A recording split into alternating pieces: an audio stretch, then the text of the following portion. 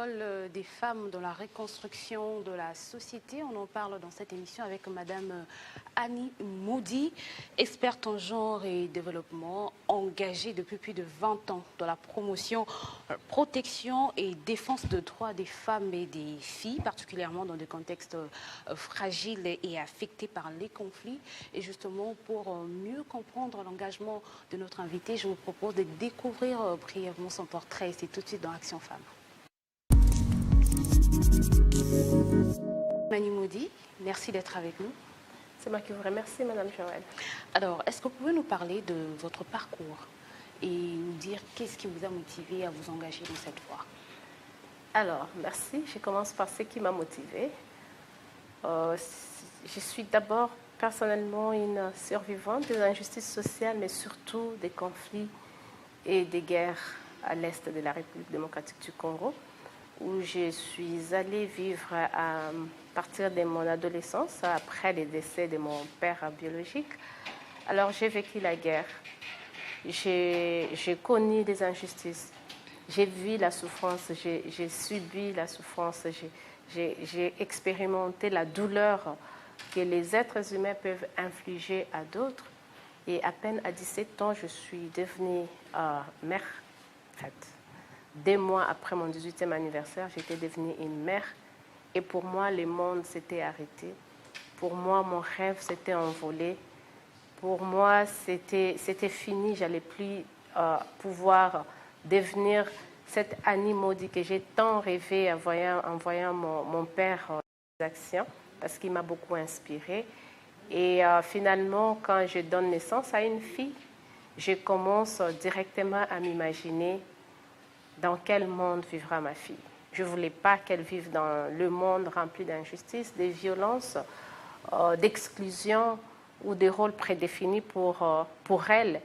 Et ça m'a motivée à m'engager. J'ai fait un vœu, d'autant plus que j'étais dans le contexte des conflits.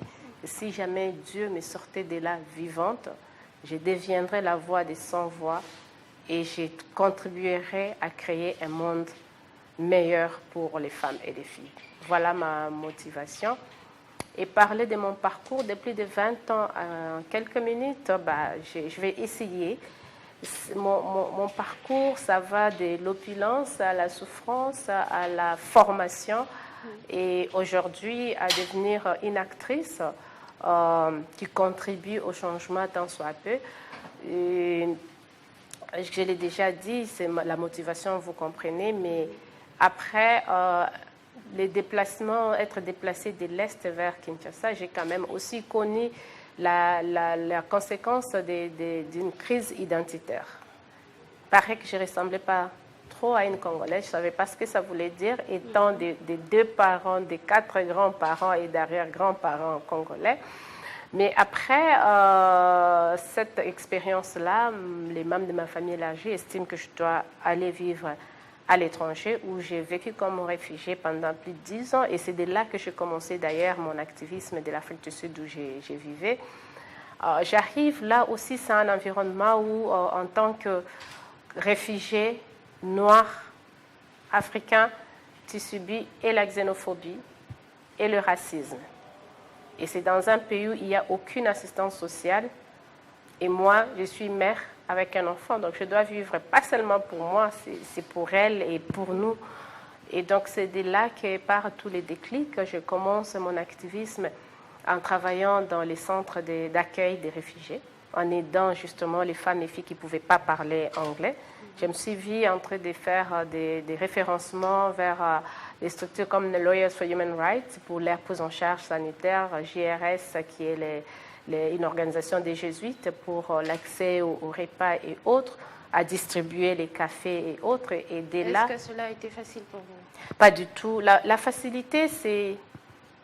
J'aime pas trop la facilité parce que j'estime que tout ce qui est facile est éphémère et tout ce qui est facile peut être un piège.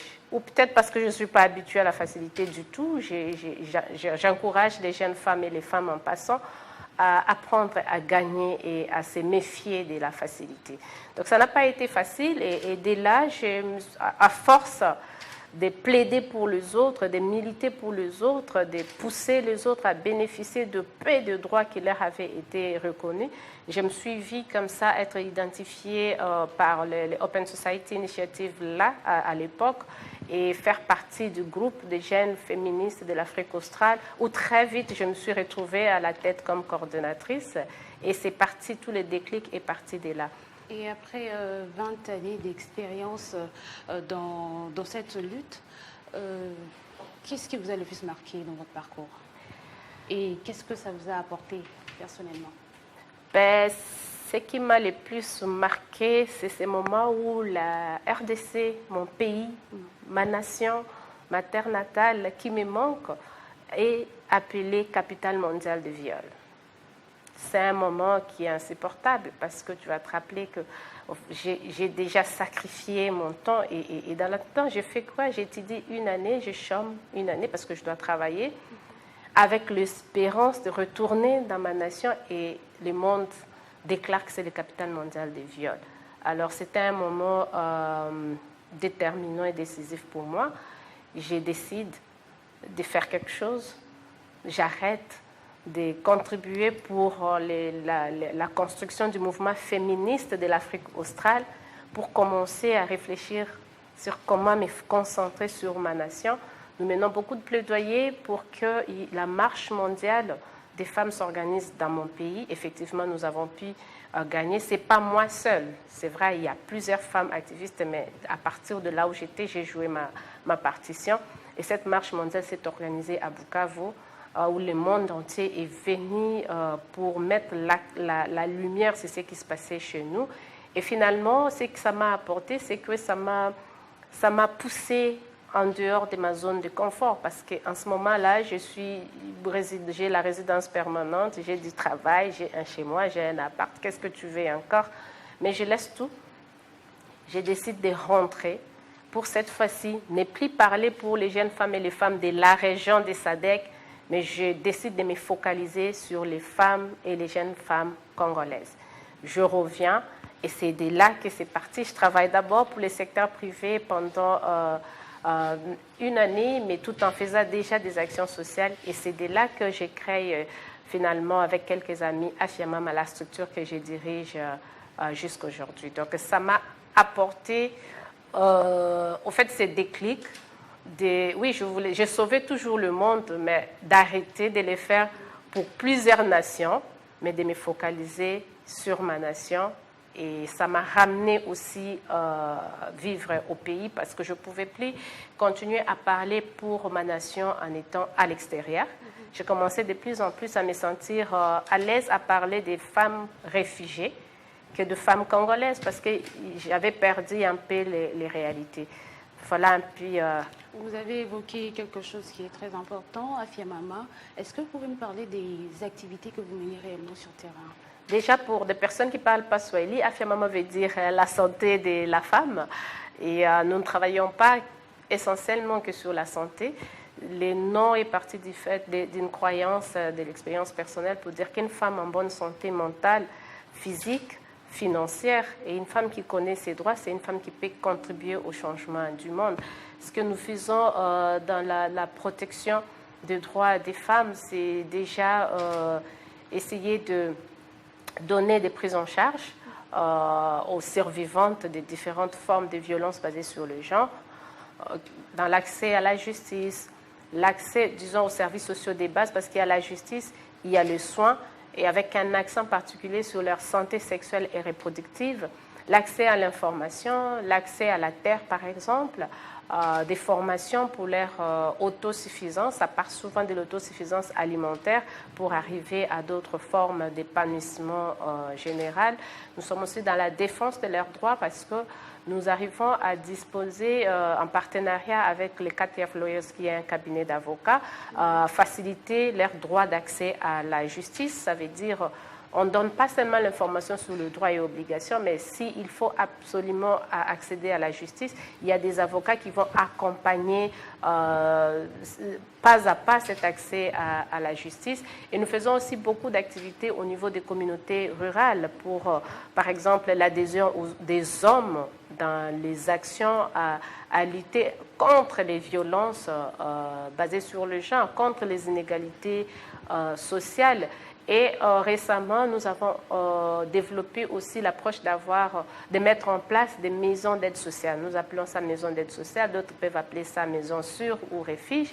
Et dans ces maisons d'aide sociale, c'est un peu des centres où une femme qui vient briser ressort de là reconstruite. Ça veut dire que pendant qu'elle est là, elle va être référencée vers les structures de santé. Elle a l'appui pour l'accès à la justice, mais il y a aussi surtout l'accompagnement psychosocial pour la réhabilitation de leur santé mentale. On ne fait pas souvent attention à la santé mentale, mais c'est très déterminant parce qu'une femme ou une survivante dont on n'a pas pris en charge au niveau psychosocial peut faire des rechutes, peut subir les conséquences de la violence, même des années plus tard. Voilà un peu ce que nous faisons. Tant de choses à dire sur Afia les travaux des Afia Maman. Voilà. Ouais. Alors, dans le contexte de conflit, vous le savez, les femmes sont souvent les premières victimes.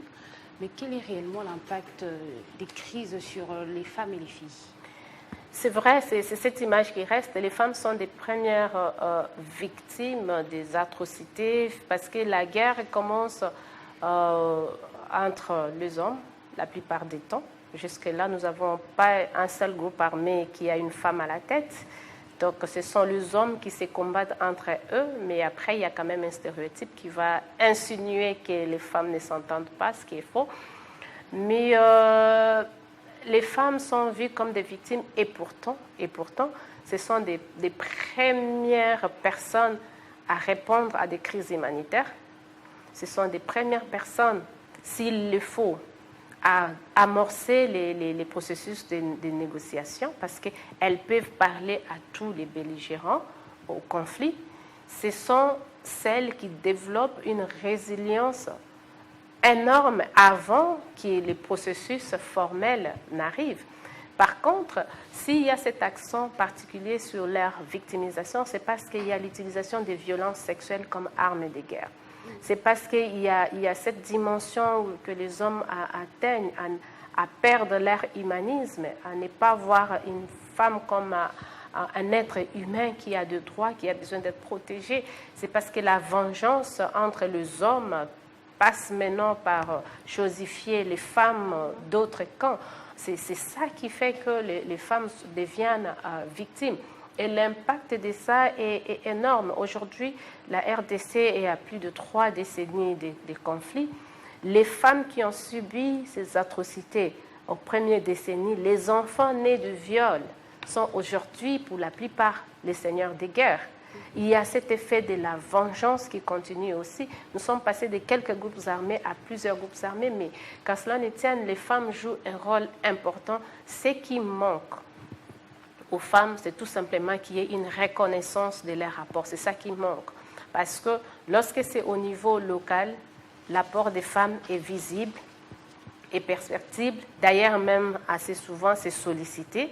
Mais plus on monte des échelons, moins les femmes, leur rapport leur est reconnu et c'est qui leur vaut assez souvent l'exclusion ou l'insuffisance au niveau de la représentation dans les processus de paix. Mais quel est le rôle que doivent jouer les femmes justement dans la reconstruction de la société juste après le conflit? L'éducation à la paix, par exemple, parce que comme j'ai dit, assez souvent, les femmes ne sont pas l'image de la guerre. Ce n'est pas une représentation ou l'incarnation de la violence.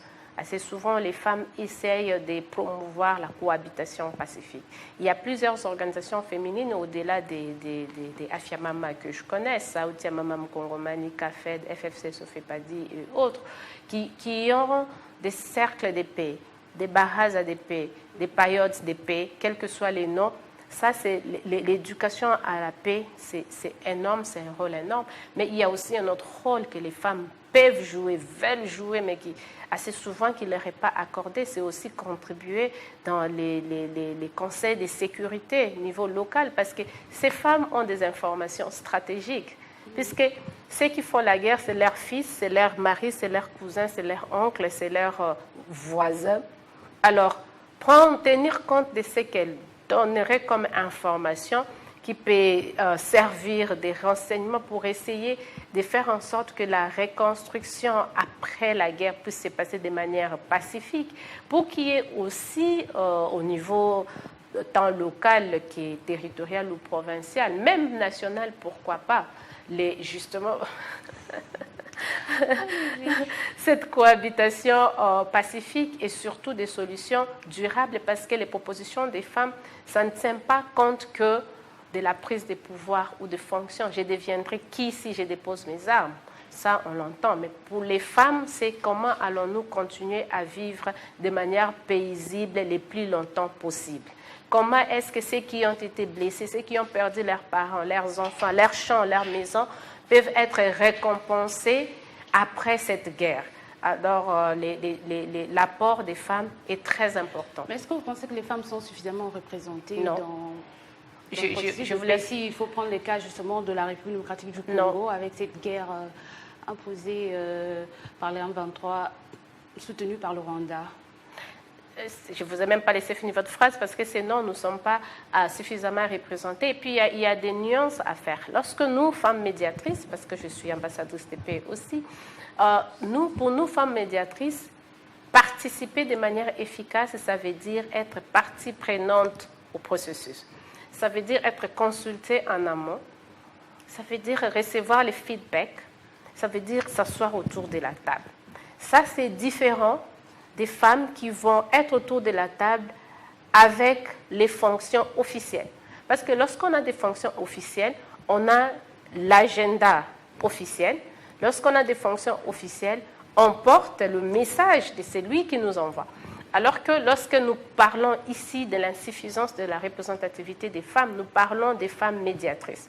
Nous parlons des femmes qui sont formées, nous parlons des femmes qui ont les compétences nécessaires pour dialoguer, pour négocier, pour persuader, pour convaincre, afin que le processus puisse tenir compte des oubliés, tenir compte des dimensions socio-culturelles, économiques des communautés que généralement les hommes ne prennent pas. Les hommes observent la dimension sécuritaire et politique. Est-ce que les hommes ne trouvent pas que les femmes ne sont pas assez capables? Non, parce que quel est le thermomètre qu'ils utilisent pour trouver que les femmes ne sont pas capables? Lorsque nous observons, j'ai personnellement analysé les accords de paix en cours. Ben, c'est clair, dès que vous lisez, vous comprenez tout de suite qu'il y a une perspective qui manque. Et justement, c'est la perspective féminine. Par exemple, l'accord est très politique, transfrontalier, sécuritaire, diplomatique, mais on oublie que la guerre se passe sur les sols où se trouvent les communautés qui peuvent se réclamer autochtones de ces communautés-là. Quelle est la part de ces communautés dans les accords? Il n'y en a pas. Les survivantes des violences sexuelles, pendant qu'il y a la guerre, il y a des femmes qui sont violées. La violence sexuelle est utilisée comme arme de guerre. Comment est-ce que les accords impliquent la voix de ces survivantes-là, leur prise en charge, l'accès à la justice transitionnelle, la réparation? Vous avez posé la question sur le contexte actuel, et je parle bien du contexte actuel de l'Est de la République occupée, et des accords signés qui manquent clairement la perspective féminine là-dedans. Ce n'est pas que les hommes trouvent que les femmes n'ont pas de compétences, c'est qu'ils ne se sont pas donné l'obligation de respecter nos textes de loi. Est-ce que vous avez fait assez de plaidoyers pour participer? Vous savez, nous n'avions même pas besoin de faire les plaidoyers parce que nous avons une constitution, vous partez de ces articles 12 à 14. Souvent, on se limite à 14. 14 parle de la parité, oui, mais des 12, 13 parlent déjà d'une obligation des représentations égalitaires à tous les niveaux, dans tous les secteurs. Si seulement les décideurs pouvaient respecter ce que disent nos lois. Nous avons toute une loi portant modalité de mise en œuvre des droits de la femme et de la parité. Alors, on n'a pas besoin de plaider. Quand cela ne tient, nous menons quand même nos plaidoyers, mais assez souvent, ça rencontre les oreilles assez sourdes. Mais quand même, nous devons reconnaître un élément que le chef de l'État actuel a fourni beaucoup d'efforts pour avoir des femmes au gouvernement qui portent des portefeuilles clés, des ministères vraiment régaliens. Mais comme nous disons, je l'ai dit avant, je vais me répéter, les femmes dans les fonctions officielles portent l'agenda du gouvernement. Mais ici, la paix ne se construit pas qu'avec les politiques. Si on veut une paix durable, une paix inclusive, alors le processus en soi doit aussi être inclusif. C'est là que vient maintenant la participation des femmes médiatrices des communautés. Et il y a des femmes compétentes, je vous assure. Tel que je suis avec vous, je suis co-leader du pilier Femmes, Paix et Sécurité du réseau des femmes leaders d'Afrique. Ça veut dire que si j'ai de l'expertise à apporter au niveau continental, et je ne suis pas seule, la présidence des FemWise, qui est un réseau africain des femmes médiatrices, et se trouve avec la RDC, Mme Marie-Madeleine Kalala. Elle siège parmi les sages, les WISE, les sages de l'Union africaine. Nous avons plusieurs femmes qui sont reconnues. Nous avons Mme Faïda Mangula qui a été invitée pour aller conseiller ONU Femmes au Mali, alors qu'au Mali, les conflits chauffaient. L'expertise féminine pour aider à la participation des femmes est partie de la RDC. Mais comment on peut dire que c'est cette RDC-là même où les hommes n'ont pas trouvé les femmes compétentes? Ça ne tient plus la route. Je vais revenir sur un fait. Nous saluons le fait que les chefs de l'État actuel fournissent beaucoup d'efforts pour atteindre cette parité-là. Nous souhaitons que ces efforts partent du gouvernement qui a atteint 30%, mais si nous pouvons avoir cette même représentation dans les délégations qui vont s'asseoir autour des tables de négociation, ça serait une très bonne chose pour la communauté. Ça serait une très bonne chose pour la communauté. Vous l'avez dit, Mme Annie Maudit. Nous l'avons dit dans le portrait que nous avons suivi, que vous accordez également beaucoup d'importance à la santé mentale des femmes. Alors, pourquoi souvent cet aspect est négligé? Parce que je pense que le système patriarcal dans lequel nous avons vécu, ça met beaucoup de responsabilités. Déjà, ça prépare la fille à être une bonne femme, ça veut dire être une bonne femme, être une bonne sœur, une bonne épouse, une bonne grand-mère, veut dire tout prendre sur soi et ne jamais raconter. Parce que si une épouse va dire, écoutez ce que j'ai subi, on va dire c'est une mauvaise femme parce qu'elle a sorti de la maison à l'extérieur. Et pourtant, c'est de la santé mentale que la santé physique dépend de la santé mentale. Une personne qui n'est pas prise en charge au niveau santé mentale, ça devient une personne frustrée. Et cette frustration va sortir de plusieurs manières. Elle peut devenir violente elle-même. Il y a des femmes qui deviennent violentes, pas parce qu'elles les sentent tout naturellement, mais parce que c'est l'expression même de tout ce qu'elles ont accumulé pendant longtemps. Et aussi, je ne sais pas pourquoi on pense que parler de sa santé mentale, c'est être fou. Vous n'avez qu'à voir lorsque le Programme national de santé mentale a organisé les journées portes ouvertes pour que les gens participent. Faire consulter gratuitement, ça a fait des polémiques sur la toile pour dire qu'ils nous traitaient des fous. Non, ils ne nous traitent pas des fous parce que si on veut construire une communauté paisible, il est essentiel que la santé mentale, les pensées des gens, les cœurs des gens soient en paix, parce que c'est ça qui traduit ce que nous allons transmettre aux autres. Mais dans notre communauté, peut-être aussi, il n'y a pas trop, je ne vois pas trop des cabinets de psychologues pour commencer. On a plus des églises, des pasteurs, pas pour discriminer les pasteurs, non, mais est-ce qu'ils sont formés à prendre en charge les problèmes psychologiques des fidèles? Pour la plupart des cas, non. Et ce que ça donne, c'est quoi? Une personne vient exprimer ses frustrations, le problème mental qu'elle subit. On trouve tout de suite un sorcier, une sorcière dans la famille et ça a créé plus de divisions. Mais quelles sont selon vous les solutions qui doivent être mises en place pour justement accompagner ces femmes? Nous les faisons déjà, par exemple, dans tous nos programmes de prise en charge ou des réponses aux violences basées sur le genre. Nous avons tout un pilier sur la prise en charge psychosociale et nous faisons beaucoup d'actions sur les sports-thérapies, par exemple, où les femmes, à travers les sports, les arts martiaux, les tai chi, vont sortir les frustrations, les stress qu'ils ont gardés dans leur subconscient. Vous arrivez également à des bons résultats? Oui, bien sûr, bien sûr. Vous voyez une femme qui ne souriait pas, après la prise en charge de quelques séances, elle reprend son sourire, elle reprend la joie de vivre. Et ça, c'est une personne qui va être utile pour elle-même et pour la société. C'est une personne qui peut partir de cette vulnérabilité à l'autodéveloppement, à l'autoconstruction. Parce que la conséquence, lorsqu'il n'y a pas une bonne prise en charge de la santé mentale, est que la personne va être dans l'autoflagellation.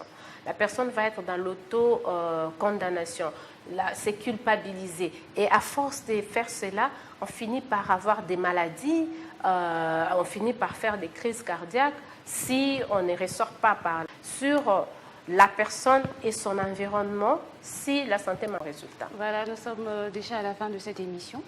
Et quel message aimeriez-vous donner à ces femmes et ces filles qui ont peur de s'engager pour le changement?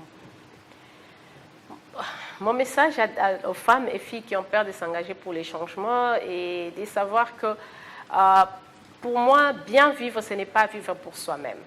Et ce que vous redoutez, ce qui vous fait peur, va demain s'occuper de vous si vous n'anticipez pas.